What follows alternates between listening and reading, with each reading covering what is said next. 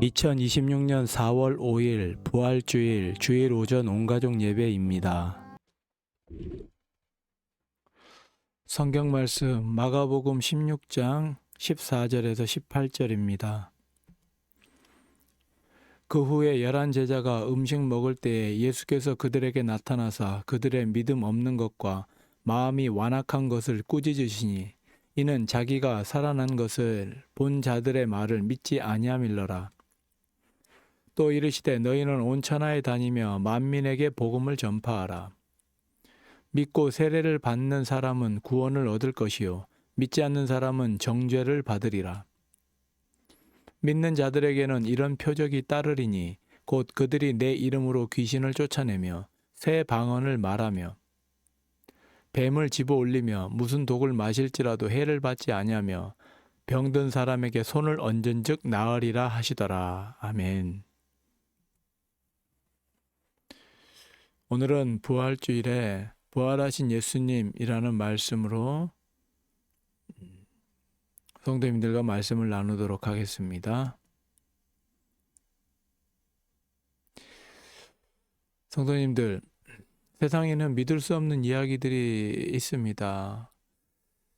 혹시 믿을 수 없는 이야기를 경험하시거나 또 그런 경험을 알고 계신 그런 이야기들이 있습니까? 저도 인터넷을 찾아보다가 한 이야기가 있어서 이렇게 소개할까 하는데요. 아마 아실 수 있는 이야기일 수도 있습니다. 예, 이 베스나 블로비치라는 분인데요. 이분은 항공기 승무원이었습니다. 그래서 이 항공기 이 운항 중에 이제 항공기에서 폭발 사고가 일어나서 이제 10,000m 상공에서 비행기 잔해와 함께 떨어졌는데 10,000m 상공에서 떨어져서 살아나신 분이에요. 예. 이 비행기가 추락하면서 떨어졌는데요. 유일하게 생존하신 분입니다. 10,000m 상공에서 떨어졌는데 살아났다. 굉장히 놀라운 일이죠. 이 화물칸에서 이 폭탄이 설치되어 있어가지고 그 폭발을 해가지고요. 이 여객기가 추락을 하게 되었는데 이 베스나 블로비치라는 분이 혼자만 살아남게 되었어요. 이분이 병원에 왔는데 이 두개골 골절, 그리고 척추뼈, 그리고 갈비뼈, 다리뼈, 뭐 골반뼈 아주 심각한 또 증상들이 있었죠. 결국 하반신 마비 증세까지 겪게 되었는데 잘 치료되었고 회복되었지만 걸어 다닐 때는 목발을 짚고 걸었다는 이야기가 있습니다. 재밌는 것은 사고를 당했는데 그 사고에 대한 기억이 없어서 여객기를 이용하는데 큰 어려움이 없었다고 해요. 그래서 회사에 다시 복귀했는데 회사 측에서는 좀 너무 화제가 될 걸 우려해서 사무직을 맡도록 그렇게 했다고 합니다. 여러 또 정치 활동도 하였고 왕성한 활동을 하였지만 말년에는 혼자 살아남았다는 그런 죄책감 때문에 좀 그런 걸 많이 시달리기도 했다고 해요. 그래서 죽음을 맞이하게 됐는데 향년 66세의 나이로 돌아가시게 되었습니다.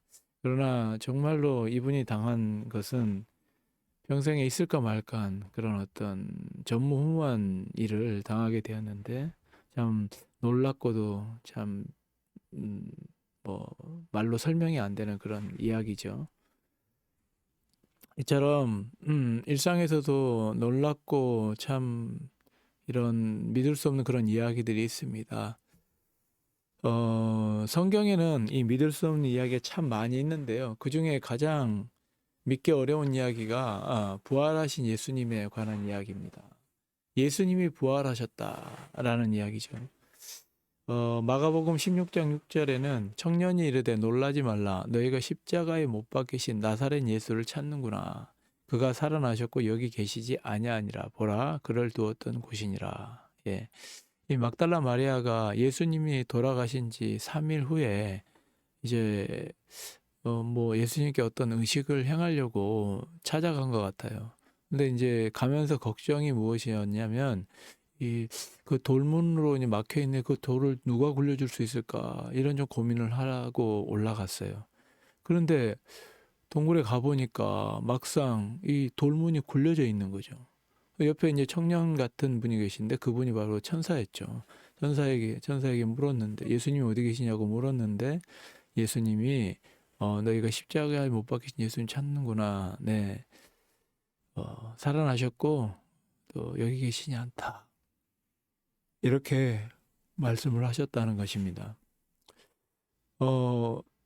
예수님이 부활하신 것, 아마 그리스도인들, 예수님을 믿는 분들은 이 부분에 대한 것을 아주 믿고 의심하지 않을 것입니다. 그러나 믿지 않는 분들에게는 이 예수님이 부활하셨다라는 사실이 굉장히 믿기 힘든 사실이에요. 특별히 예수님이 부활하신 것은 이 사람이 죽었다가 다시 살아난 것과는 차원이 다른 것입니다. 우리가 사람이 죽었다가 살아난 사건은 성경에서도 여러 차례가 나옵니다. 구약 시대 때는 엘리야와 엘리사 시대 때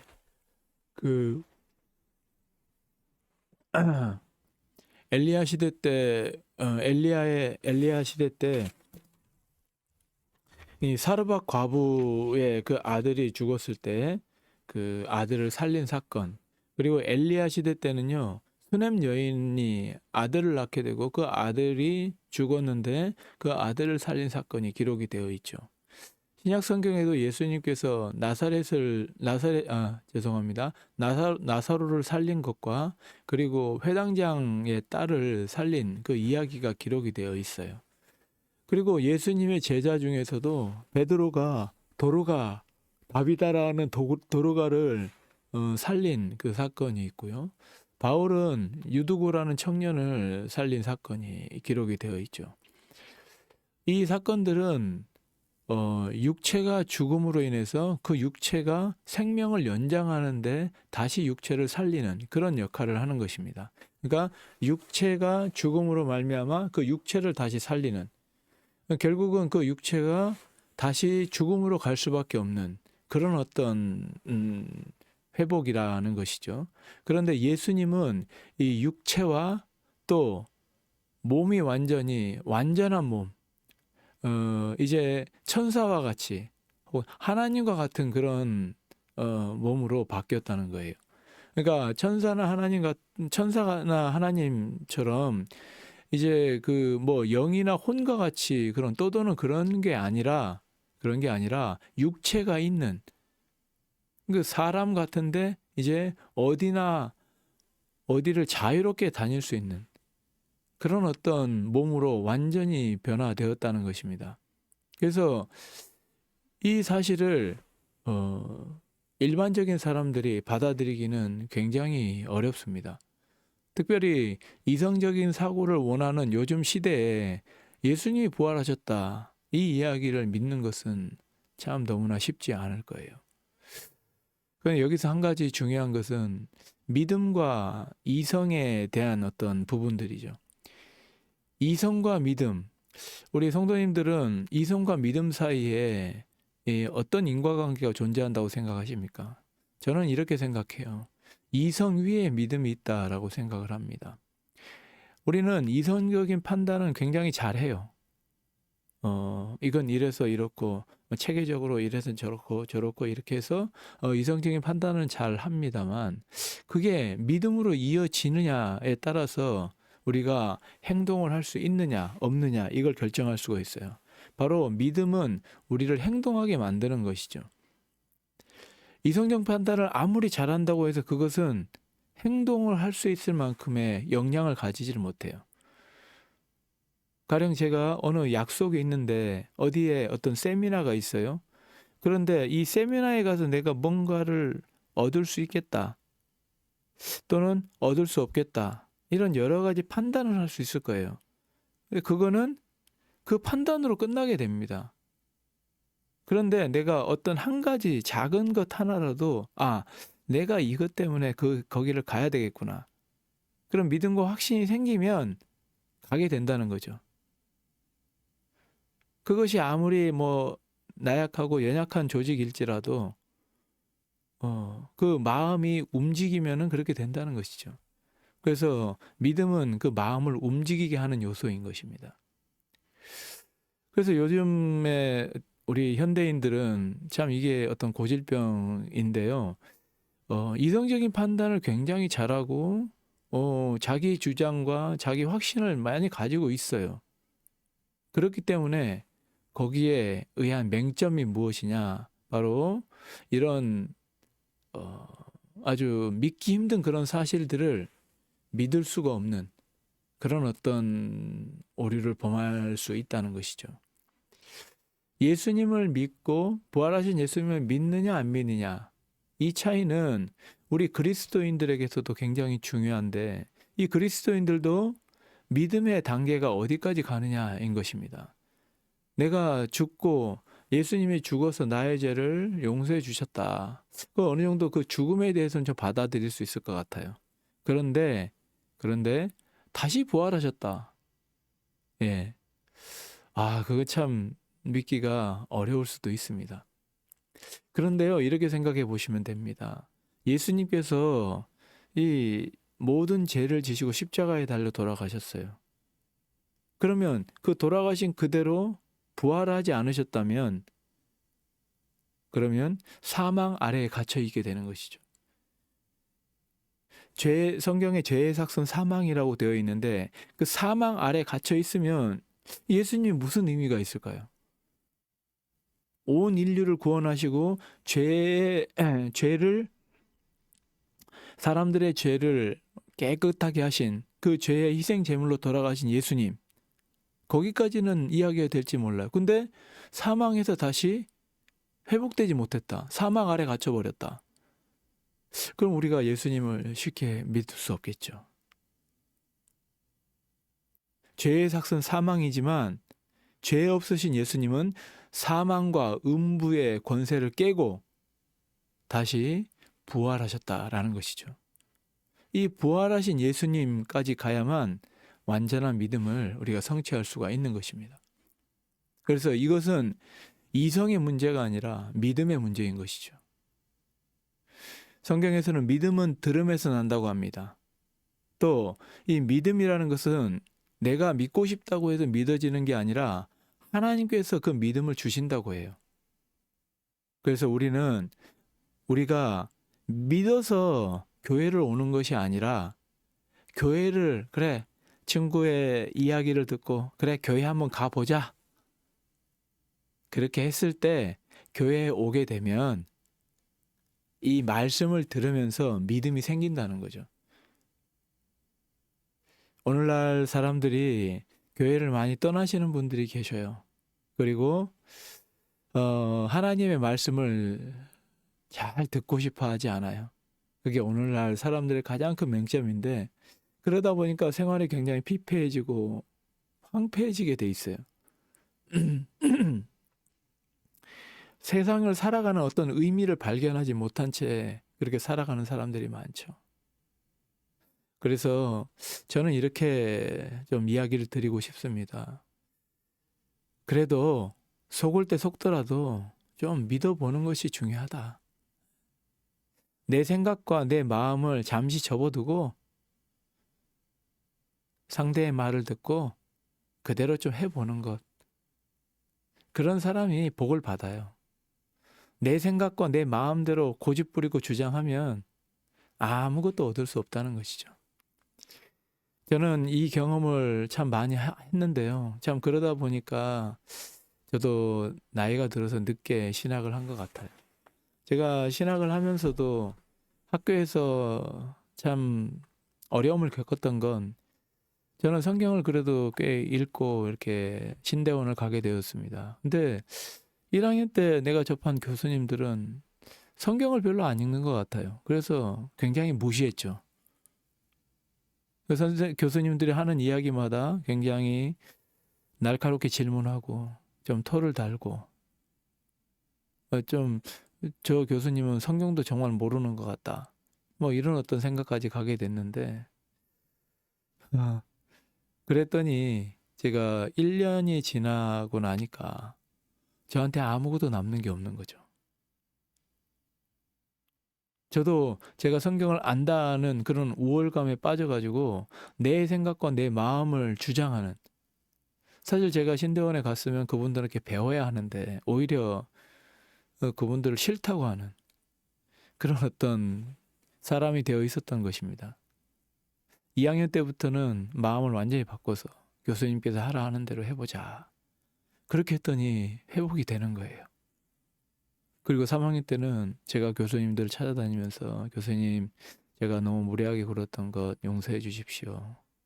또 이제 그때 은퇴하신 교수님이 계셔가지고 그분에게는 제가 말을 전해드리지 못했지만 참 그 부분이 좀 아쉽긴 합니다만, 그래서 신대원이 마무리될 때는 너무나 참 감사하게도 끝을 잘 마무리할 수 있었던 것 같아요. 이처럼 내 생각과 내 마음은 참 다루기 쉽지가 않은 것 같은데, 그럼에도 불구하고 그 길이 좀 맞는 길이다 하면은 내가 내 생각과 내 주장을 버리고 사람들의 말을 듣고 한번 따라가 보는 것, 그것이 굉장히 중요하다. 그것이 바로 은혜 받는 길이요, 어, 복을 받는 길이다. 이렇게 저는 생각을 합니다. 부활하신 예수님 믿기가 어렵죠. 그러나 그래, 한번 따라서 교회를 가보고, 예, 그 사람이 정말 싫은 사람이 아니다 하면은 한번 교회 같이 가서 말씀을 계속 들어보세요. 그러면 정말 믿음이 생길 거예요. 그래서 저는 그렇게 생각하고 그렇게 추천을 드립니다. 구약 성경에도 이 부활에 대한 이야기가 좀 나와 있습니다. 고린도전서 15장 3절과 4절에 보면 성경대로 그리스도께서 우리 죄를 위하여 죽으시고 장사 지낸 바 되셨다가 성경대로 사흘 만에 다시 살아나사, 이렇게 되어 있죠. 이 고린도전서는 신약 성경인데요. 이 당시에 성경이라는 거를, 성경은 바로 구약 성경을 이야기하고 있어요. 그런데 구약 성경에서는 좀 어딘가 모르게 애매모호하게 이야기를 해서 잘 알지 못하는 구절들이 있습니다. 뭐냐면 이게 시대적인 상황인데요.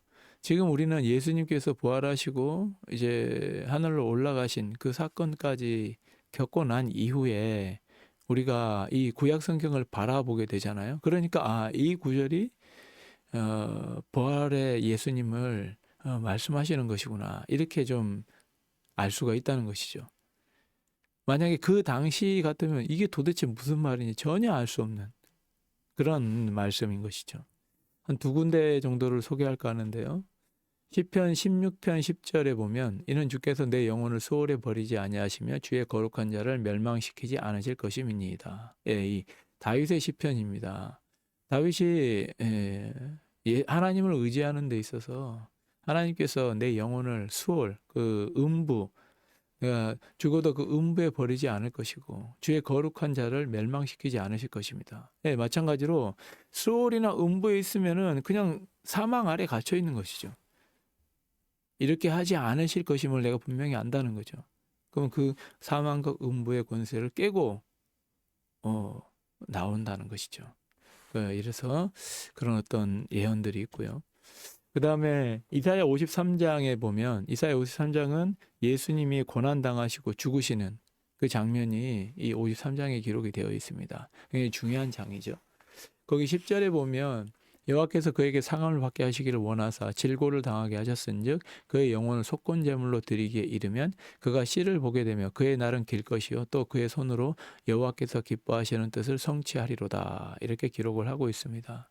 예, 예수님께서 속건 제물이 되셔가지고 이제 하나님과 사람 사이를 화목하게 하는 그런 속건 제물이 되셨다는 거죠. 그래서 예수님께서 십자가에 달려 돌아가실 것, 그래서 그 십자가에 돌아가신 예수님을 믿게 되면 믿는 자들이 많이 나올 것을 이야기를 하고 있어요. 그리고 그의 손으로 여호와께서 기뻐하실 때는 성취하리로다, 이렇게 되어 있죠. 바로 사망과 음부의 열쇠에서 갇혀 있는 것이 아니라 하나님의 기뻐하실 뜻을 성취한다는 것, 곧 부활하신 예수님, 그리고 그 넘어서 이제 하늘로 오르신 예수님, 이 여호와의 그 뜻을 성취하는 예수님이시다. 이렇게 이야기를 하고 있는 것이죠. 이렇게 구약 성경에는 좀 알듯 말듯하게 이렇게 기록이 되어 있죠. 그런데 이제 신약 성경에 예수님이 와서 제자들에게 말씀하십니다. 이 마태복음, 마가복음, 누가복음에 이렇게 비슷한 구절이 나와 있는데요. 여기에 기록된 것은 마태복음 16장 21절입니다. 이때로부터 예수 그리스도께서 자기가 예루살렘에 올라가 장로들과 대제사장들과 서기관들에게 많은 고난을 받고 죽임을 당하고 제3일에 살아나야 할 것을 제자들에게 비로소 나타내시니, 이렇게 기록이 되어 있습니다. 이 나타내시니가 한글 성경에서는 가르치시니 이렇게 되어 있죠. 한마디로 예수님께서 제자들에게 자기가 이제 고난 당할 것, 그리고 죽임을 당할 것, 그리고 부활할 것을 제자들에게 가르친 거예요. 우리가 지난주에 우리 종려주일이라고 해서 예수님이 나귀를 타고 예루살렘 성에 입성하신 그 사건을 우리가 기념해서 종려주일로 예배를 드렸습니다. 그 부분이 바로 이제 예루살렘에 들어와서 이제 그대로 십자가의 길로 가는 그 길입니다. 그래서 예루살렘에 올라가 이렇게 되어 있죠. 그래서 예루살렘에 입성하신 그 사건, 그 사람들이 환호하면서 호산나 찬송하리로다. 주의 이름으로 오시는 이여 가장 높은 곳에서 호산나, 이렇게 말씀하시면서 예수님을 환영하는 장면을 볼 수가 있어요. 그래서 그렇게 환영을 받고 들어오셨는데 이제 예수님이 대제사장들과 서기관과 장로들에게 이 고난과 핍박을 받고, 채찍으로 맞고, 또 사람들에게 침뱉음을 받고, 그리고 가시면례관을 쓰시고 하면서 고난 가운데 있었죠. 그리고 십자가에 달려 결국 돌아가시게 됩니다. 그리고 3일 만에 살아나시는 그 놀라운 사건, 이것을 이제 미리 이렇게 이야기를 하십니다. 아모스 3장 7절에 보면요, 하나님께서는 그가 하실 일을 자기 백성들에게 미리 말씀하시고 그 일을 행하신다라고 기록이 되어 있습니다. 주 여호와께서는 자기의 비밀을 그종 선지자들에게 보이지 아니하시고는 결코 행하심이 없으시리라. 결코 행하심이 없다는 거죠. 구약 성경에는 우리가 그 주제를 이야기하자면 오실 예수님, 그러니까 예수님이 오실 것을 미리 말씀하시는 거예요. 하나님께서 이렇게 선지자들에게 알려주시고, 그리고 예수님을 이렇게 보내시는 것이죠. 예수님도 마찬가지로 자기가 십자가에 달려 돌아가실 것, 그 다음에 부활하실 것을 제자들에게 알려주시고, 그리고 그대로 행하시는 것입니다. 만약에 구약의 예언이 없이 예수님이 오셨다 그러면 우리가 예수님을 쉽게 믿을 수가 있을까요? 참 그렇지 않을 거예요. 하나님께서는 이 세상을 창조하시고 이 세상의 끝까지 우리를, 이 역사를 인도해 가시는 분인데 아무런 계획 없이 인도해 가신다?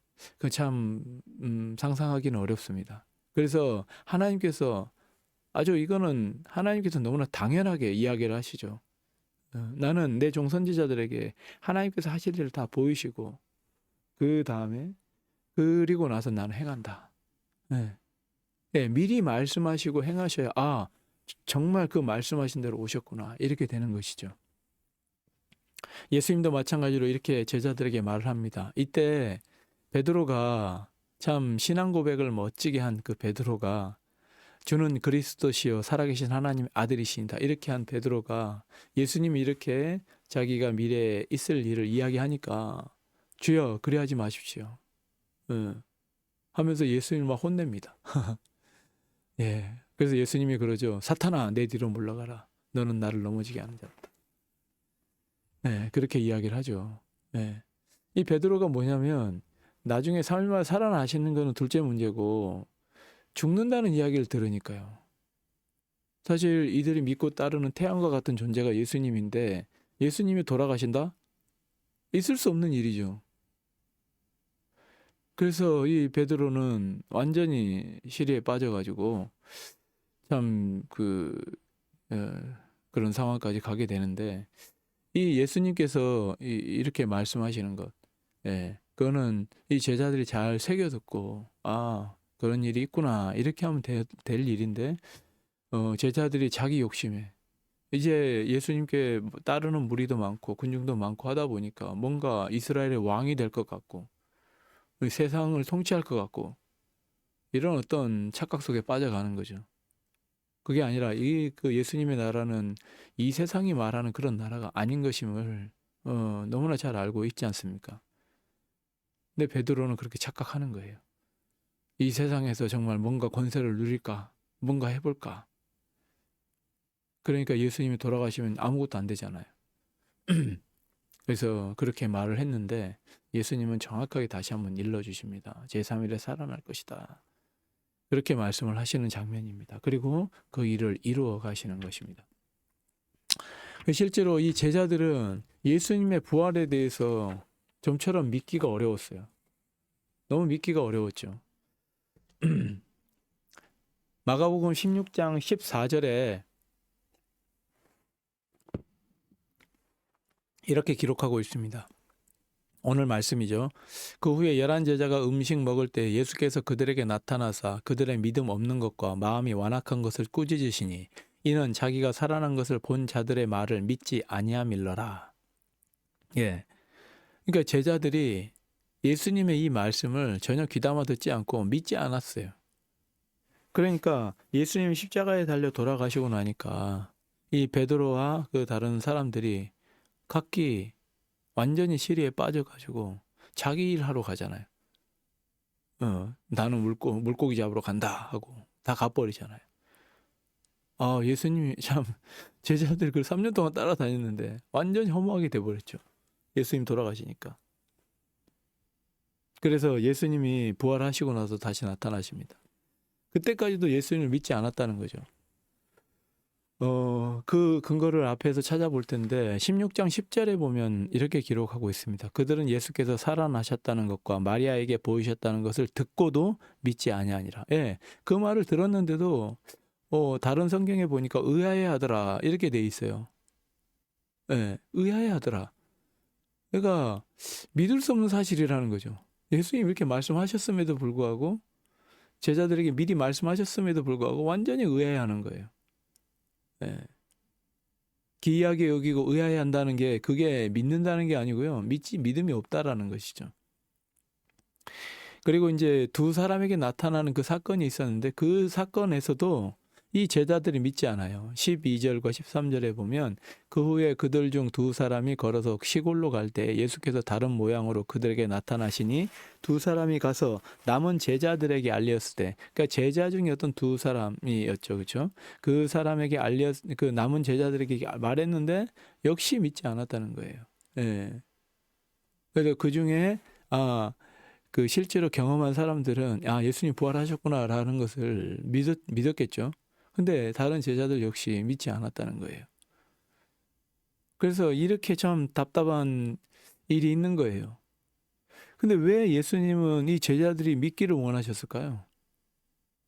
그러니까 와서 이렇게 꾸짖는 것이죠. 제자들을. 왜 그럴까요? 예수님 부활하셨다라는 사건을 왜 제자들이 믿기를 원하실까요? 왜냐하면 제자들은 그동안 따라다녔잖아요. 제가 따라다녔는데 예수님께서 말씀도 하셨는데 왜 제자를 왜 이렇게 못 믿을까? 그리고 예수님은 왜 제자들을 믿게 하려고 할까요? 왜? 오늘날 부활절에 부활절 칸타타, 부활절 찬양 이렇게 하면서 예수님 하나님께 영광을 돌립니다. 막. 예. 뭐 때문에 영광을 돌리죠? 우리가 살아났으니까 예수님 축하합니다. 기쁨입니다. 감사합니다. 그 때문에 우리가 구원을 얻었습니다. 그것 때문에 그렇습니까? 예수님은 이런 어떤 칭찬과 높임을 받기를 원하실까요? 우리가 좀 생각을 해봐야 됩니다. 이 부분도. 우리는 저만 해도 그렇죠. 설교를 좀 잘하게 되면 굉장히 다른 사람들이 설교를 칭찬하고 좋아하면 마음이 굉장히 뿌듯해지고 어깨가 좀 쓱쓱 올라가는 것 같아요. 왜요? 그래도 내가 그래 설교 잘했구나. 그 잘해서 뭐 하게요? 아무 의미가 없어요. 뭐 내가 칭찬받는 것? 하나님의 종으로 칭찬받는다?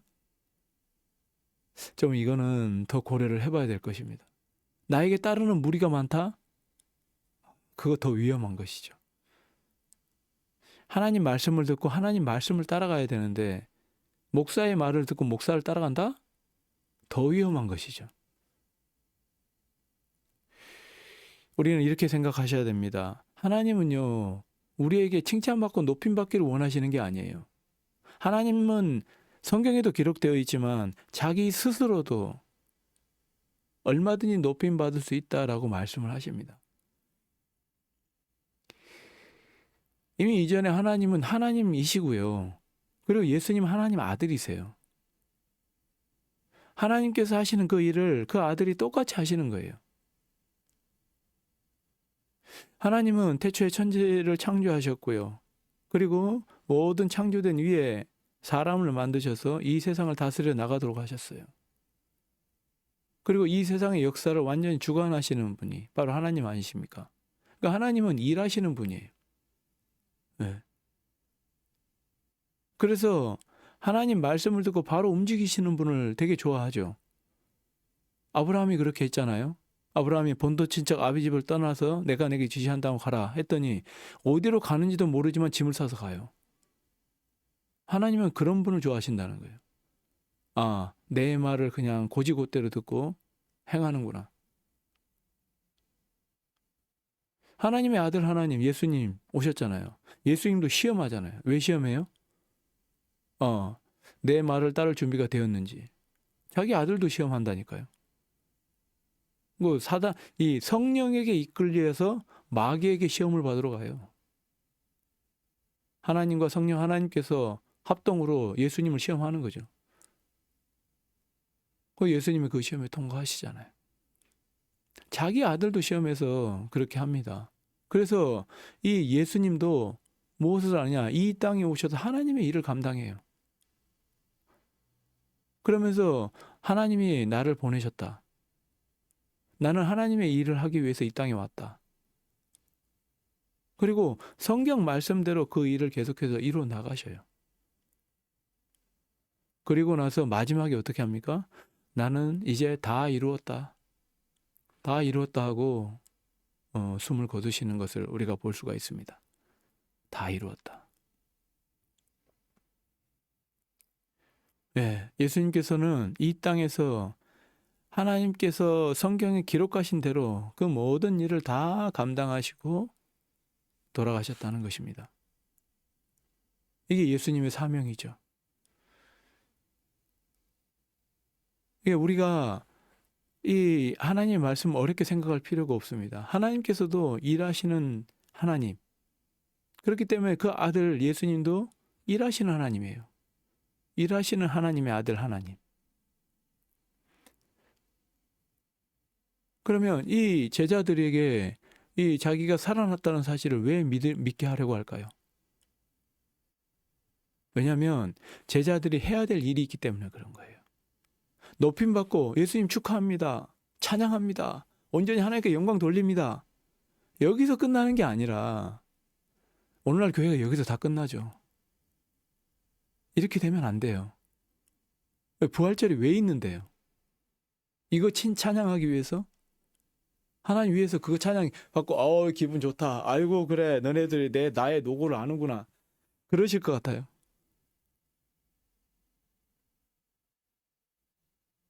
전혀 그렇지 않습니다. 하나님께서는 일하시는 하나님. 그 아들 하나님도 일하시는 하나님. 굉장히 단순해요. 그렇기 때문에 제자들도 하나님 일을 하는 제자들이 되어야 된다는 것이죠.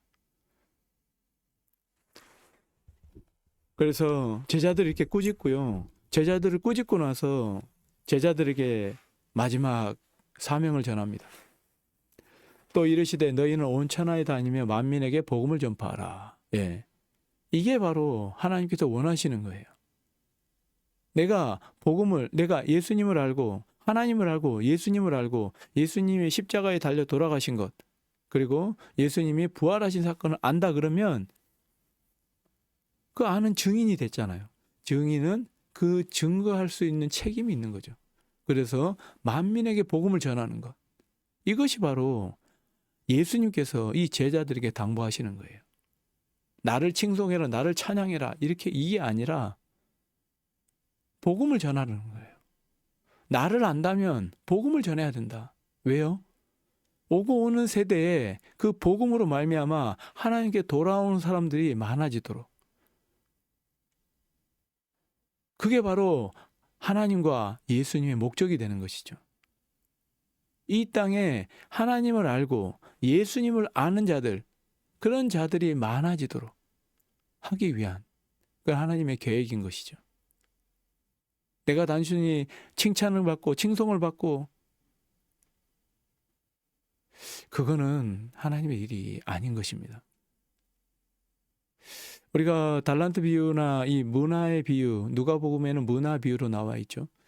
이것을 우리가 보면 뭐 달란트 비유에 보면 5달란트, 2달란트, 1달란트 이렇게 받은 사람이 있어요.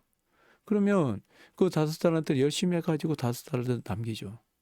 2달란트도 열심히 해서 2달란트를 남깁니다. 이 둘에게는 하나님께서 이 착하고 충성된 종아, 하나님이시지만 이제 그 주인으로 나오죠. 주인이 이 착하고 충성된 종아, 내가 나의 즐거움, 나의 잔치에 참여할 것이다.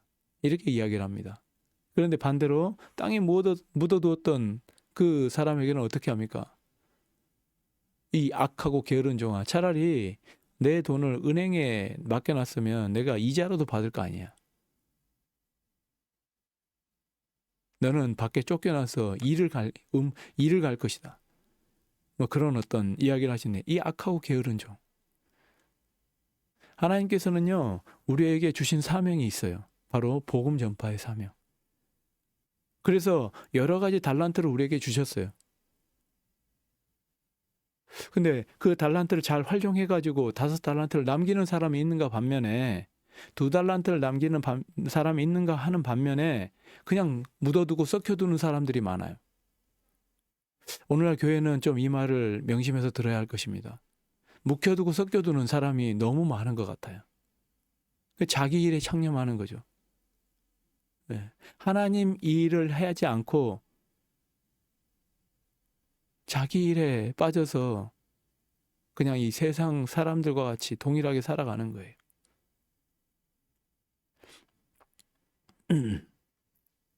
이 대목에 있어서도 참 너무나 참 중요한 부분 중에 하나가 참 저 같은 경우에도 우리가 아마 처음에 신앙을 가졌을 때 저는 모태신앙이지만 중간에 이렇게 좀 이탈을 했다가 다시 돌아오게 됐어요.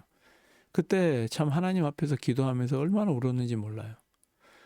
제가 이제 나이가 있어서 좀 모태신앙이 아니고 나이가 들어서 좀 신앙을 가지신 분들의 그런 마음을 조금 알게 되더라고요. 하나님을 알고 하나님을 믿게 되면 이제 그때요, 참 얼마나 눈물이 많이 나는지 모릅니다. 죄에 대한 회개, 하나님 나의 죄를 위해서 이렇게 돌아가셨군요. 나를 위해서 하나님께서 이 십자가를 지셨군요 하면서 많은 눈물이 흘려져요. 나의 모든 죄를 회개하게 되고, 그러면서 동시에 정말 눈에서 눈꺼풀이 벗겨지면서 생각이 되는 게 이 세상 사람들은 그들의 죄를 지고 어떻게 가야 되나. 이 세상 사람이 너무너무 불쌍한 거예요. 그래서 복음을 증거하게 돼요. 그래서 혼자 막 주보 나눠주러 그 교회 근처에 이렇게 전도를 하게 되고, 부끄럽지만 뭐 그랬던 일들이 있었습니다. 그 사람들에게 너무나 복음을 전해서 이 사람들이 정말 믿고 돌아올 수 있도록. 특별히 내 주위에는 다 믿지 않는 사람들밖에 없었는데, 특히 저희 아버지 얼마나 완악한지요. 믿지 않은 그런 가운데 있었지만, 그래서 얼마나 많이 눈물이 나는지 몰랐어요. 그렇게 복음을 전하게 되는데, 이게 바로 하나님의 마음이 아닌가 싶어요. 믿고 돌아오는 것. 근데 그거에 대한 증인이 바로 그 부활에 대한 사실을 믿고 아, 예수님께서 나를 위해 십자가에 달려 돌아가시고 부활하셨구나. 이걸 아는 사람이 증거를 해야 될 거 아닙니까? 오늘날 교회는 교회가 서로 상처를 주기도 하고 또 사람들끼리 또 상처를 주기도 하고 해서 교회와 멀어지는 사람들이 너무너무 많아요. 1년에 교회를 이탈하는 숫자가 너무너무 많다고 이렇게 통계상으로 나오게 되는데 참 너무 안타까운 일이죠. 이 말은 교회가 기업화되고 세속화되었다라는 이야기와 다르지가 않을 겁니다. 교회에서 복음이 증거가 되지가 않으니까요. 그러니까 복음을 받아들일 수 있는 곳이 없어요. 상처밖에 안 받는 거예요. 내가 교회에서는 정말 예전에 바리새인들이 사람들에게 행했듯이 돈을 가지고 맹세하면은 그걸 반드시 지키라 한다든지 그렇게 해서 정말 성도들의 호주머니를 노리고 그러니까 교회에 대한 신뢰와 믿음이 없는 것이죠. 교회에서 복음이 전해지지가 않아요. 너무너무 안타까운 현실이 되어버렸습니다. 교회의 본질은 바로 복음을 전하는 데 있어요. 왜냐하면 교회가 바로 예수님의 증인들이기 때문이죠. 그래서 예수님의 증인들이 전하는 복음, 그 복음을 듣고 믿음을 가진 사람들이 돌아오는 곳. 그게 바로 교회가 돼야 되는 것이죠. 그래서 예수님은 이 제자들이 예수님의 부활하심을 믿기를 원했고요. 그리고 그 믿은 제자들에게 이 복음을 전하라는 그 복음 전도의 사명을 허락하시는 겁니다. 그 사명으로 그들에게 이야기를 하시는 것이죠. 그럴 때 16절에 보면 이 복음을 전할 때 그냥 복음만 전해질 때 어떤 일이 있느냐 이렇게 이야기하고 있습니다. 믿고 세례를 받는 사람은 구원을 얻을 것이요 믿지 않는 사람은 정죄를 받으리라. 이렇게 이야기해요. 예. 믿는 사람에게는 믿고 세례를 받는 사람. 예. 세례는 보통 오늘 우리 대한민국에서는 거의 중학교 2학년 때 이렇게 받게 되죠. 어렸을 때 유아 세례를 받지만 그 유아 세례는 그 아이의 신앙이 아니라 부모의 신앙으로 받는 겁니다. 그리고 이제 어느 정도 내가 이성적인 판단을 할 나이가 되었을 때, 예, 너 예수님 믿고 따를래? 이렇게 물어봤을 때, 네, 그렇게 하겠습니다. 할 수 있는, 자기 스스로 대답할 수 있는 나이가 되었을 때, 이제 세례를 주는 것이죠.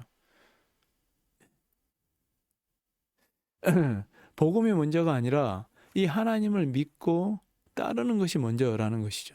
그래서 이 복음을 들었을 때, 복음을 전했을 때, 이 말씀을 들었을 때 믿고 세례를 받는다는 것은 네, 제가 예수님 말씀대로 살아가겠습니다. 이렇게 말하는 것과 똑같습니다. 예수님 말씀대로 살아가겠습니다. 그 사람이 바로 구원을 얻을 것이다. 이렇게 이야기를 하고 있죠. 그렇지만 믿지 않는 사람들은 정죄를 받으리라. 과거에는 내가 예수님을 믿고 따르는 그런 결심을 했지만 오늘날은 또 교회를 이탈해가지고 참 그런 분들이 있는 것을 보면 참 믿지 않는 그런 사람들이 많이 있는 것 같아요. 그래서 참 우리가 지금 어느 순간에 있는 것인가 이런 것도 좀 우리가 고민을 해봐야 할 것입니다. 그래서 이 복음을 전할 때 믿고 세례를 받는 사람 그리고 그런 사람이 하나님께서 구원을 얻을 것이다. 그리고 믿지 않는 사람은 정죄를 받을 것이다. 이렇게 기록하고 있습니다. 그래서 이 복음을 전하는 목적과 이유, 이 복음을 전하는 자들이 바로 제자들이 되는 것이죠. 그 사실을 알고 있는 자들. 그래서 복음을 전하는 자들이 복음을 듣는 자들에게 복음을 전하게 되는데 그들 중에서 이제 예수님을 믿고 나오는 자들이 있다는 거예요. 하나님의 목적이 바로 그것이죠. 돌아오는 자들. 잃은 양 한 마리 찾는 것. 그것이 하나님의 목적이라는 것입니다. 그러면 제자들이 그렇게 복음을 전하러 갈 때 그냥 제자들만 덜렁 가서 하느냐? 그게 아니라는 거죠. 하나님도 또 예수님도 그의 일을 하시는 거예요. 이 제자들에게 표적을 보여주시는 것입니다. 17절에는 믿는 자들에게는 이런 표적이 따르리니 곧 그들이 내 이름으로 귀신을 쫓아내며 새 방언을 말하며 뱀을 집어올리며 무슨 독을 마실지라도 해를 받지 아니하며 병든 사람에게 손을 얹은즉 나으리라 하시더라. 아멘. 예. 이처럼 예수님께서도 이 제자들이 가서 복음을 전할 때 그냥 혼자 가서 전하지 않는다는 거예요. 항상 하나님께서 함께 하신다는 거예요. 그에 대한 표적을 보여주신다는 것이죠. 말씀을 다시 살펴보면 믿는 자들에게는 이런 표적이 따르리니 곧 그들이 내 이름으로 귀신을 쫓아내며 새 방언을 말하며 뱀을 집어올리며 무슨 독을 마실지라도 해를 받지 아니하며 병든 사람에게 손을 얹은즉 나으리라. 예. 우리가 이 성경에 대표적으로 이 복음을 전했던 이 바울 선생님을 좀 보면은 너무나 잘 이해를 할 수가 있죠. 바울이 이 로마로 가는 길에 유라굴로 광풍을 만나서 막 배가 정처 없이 떠돌다가 멜리데 섬에 정착을 하게 돼요. 그 멜리데 섬에서 모든 사람들이 살아났죠. 그런데 그 멜리데 섬에서 이렇게 바울이 일을 하고 있었는데 갑자기 풀숲에서 뱀이 나와가지고 바울의 손을 무는 거죠. 그냥 바울은 떨어버렸는데 불 가운데 그냥 떨어버렸는데 그 지역 사람들은 아는 거죠. 그 뱀이 무슨 뱀인지. 그냥 물리면 그냥 죽는 뱀인 거예요. 그런데 바울이 아무 이상이 없어요. 그래서 굉장히 사람들이 기이하게 여기고 놀라워했죠. 근데 이로 말미암아서 그 주장 보블리오라는 그 위에 주장과 그 모든 사람들이 이제 복음을 영접하는 것이죠. 하나님께서 이렇게 표적을 보여주셔서 거기에서 복음을 전할 수 있도록 하신다는 거예요. 그리고 바울이 가는 곳마다 이렇게 손만 얹어도 뭐 손수건만 얹어도 이렇게 병이 그 사람에게 있는 병이 나와버리는 거예요. 이런 표적들을 하나님께서 보여주셨다라는 것입니다. 그래서 이 복음을 전할 때는 그냥 가는 것이 아니라 하나님께서 이 복음을 전하는 자들에게 이런 표적을 보여주시고 함께 하신다는 거예요. 그래서 그 사명을 잘 감당할 수 있도록. 그래서 우리들에게는 예수님을 아는 자들, 부활을 믿는 자들에게는 그게 바로 하나님의 뜻을 따르는 것이 바로 복음을 전하는 거라는 것입니다. 사랑하는 성도님들, 어떻습니까? 우리가 부활절을 맞이해서 이 부분을 다시 한번 새겨야 할 것입니다. 우리가 다시 한번 새겨야죠.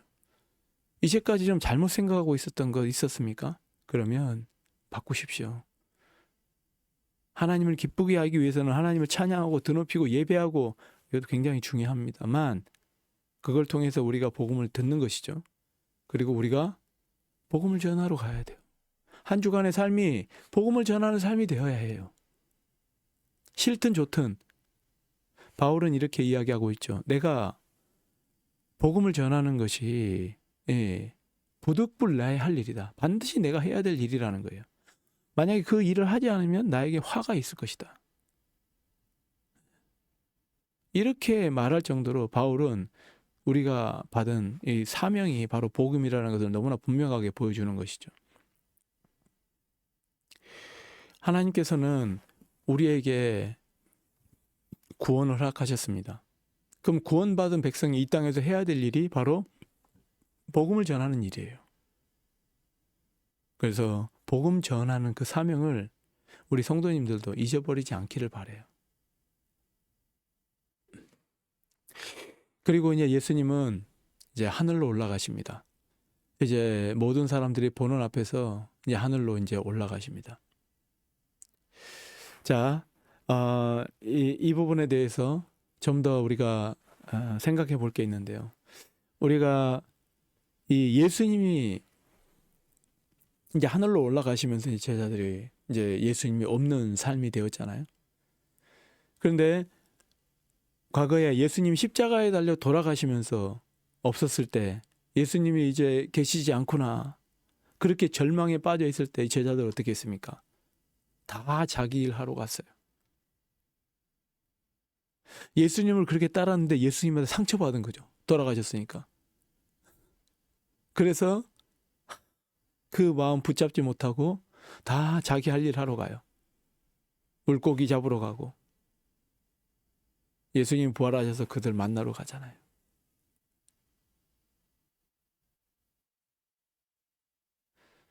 그런데 지금 예수님께서 이 사명을 말씀하시고 하늘로 올라가셨어요.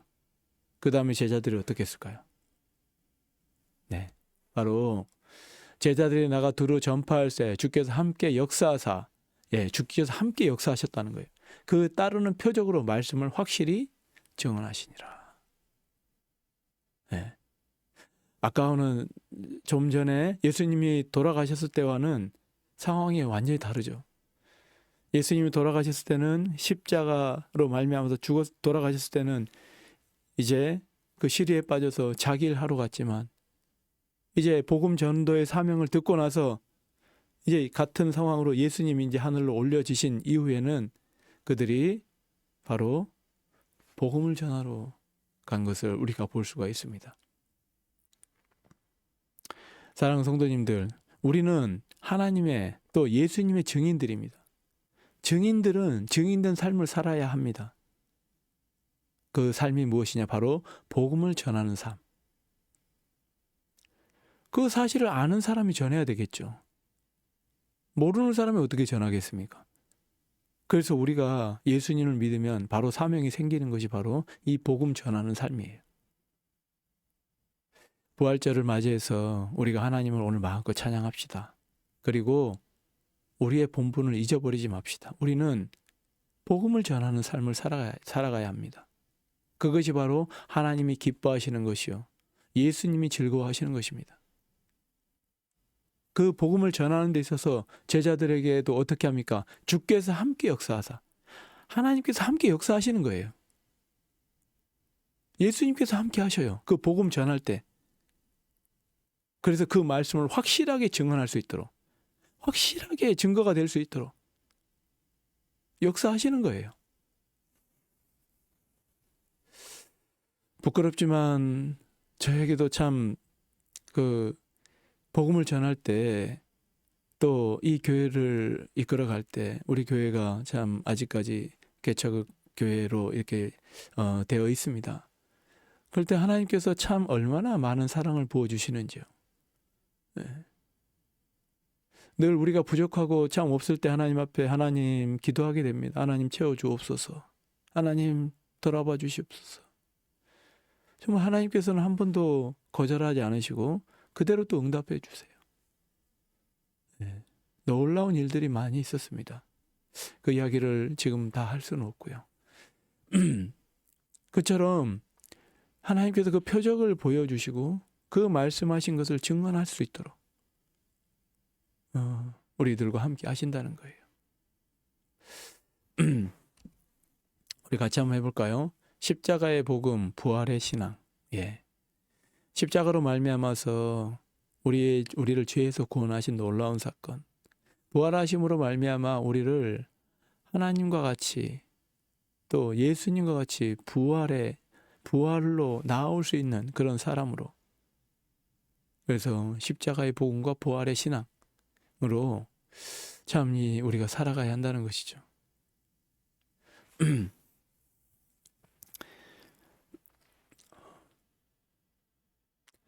십자가의 복음, 부활의 신앙. 이것 어느 것 하나 우리가 소홀히 할 수가 없죠. 십자가와 부활. 이 부활까지 가서 우리가 이 온전한 복음을 우리가 받아들이게 되고, 또 그 신앙으로 말미암아서 우리가 복음을 증거하는 사명을 감당해야 하는 것입니다. 사랑하는 성도님, 성도님들이 지금 어떤 상황에 처해 있습니까? 어떤 일을 하고 계십니까? 또 어떤 어려움에 닥쳐 있습니까? 그것은 바로 하나님의 복음 전도의 사명을 감당하라고 하시는 하나님의 뜻이 아닐까, 이렇게 한번 생각해 보시면 좋을 것 같아요. 우리가 이 부활절을 맞이해서 예수님이 부활하심으로 말미암아 우리가 오늘 말씀하신 것을 다시 한번 잘 새기고 정말 이 세상에서 내가 해야 될 일은 무엇인가? 이 땅에서 내가 해야 되는 일이 바로 복음 전도의 사명을 가지는 것이다. 이렇게 생각하시고 이 한 주간에 온전히 다시 거듭나서 새롭게 되어서 복음 전도의 사명을 잘 감당하는 주의 백성들의 삶이 되기를 주님의 이름으로 축원합니다.